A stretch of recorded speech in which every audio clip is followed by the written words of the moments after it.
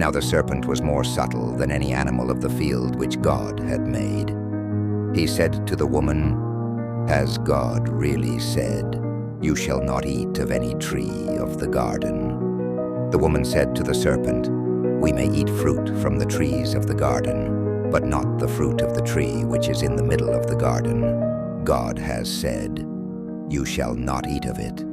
You shall not touch it, lest you die.'"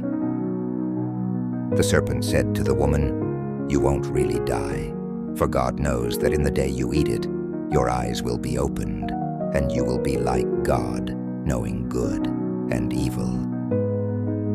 When the woman saw that the tree was good for food, and that it was a delight to the eyes, and that the tree was to be desired to make one wise, she took some of its fruit and ate.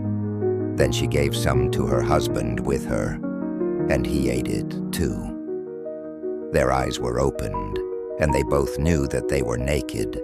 They sewed fig leaves together and made coverings for themselves. They heard God's voice walking in the garden in the cool of the day. And the man and his wife hid themselves from the presence of Yahweh God among the trees of the garden. God called to the man and said to him, "Where are you?" The man said, "I heard your voice in the garden, and I was afraid because I was naked, so I hid myself."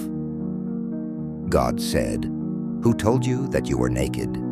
Have you eaten from the tree that I commanded you not to eat from?" The man said, "The woman whom you gave to be with me, she gave me fruit from the tree, and I ate it." God said to the woman, "What have you done?" The woman said, "The serpent deceived me, and I ate." God said to the serpent, "Because you have done this, you are cursed above all livestock, and above every animal of the field. You shall go on your belly, and you shall eat dust all the days of your life. I will put hostility between you and the woman, and between your offspring and her offspring. He will bruise your head, and you will bruise his heel." To the woman he said, "I will greatly multiply your pain in childbirth. You will bear children in pain.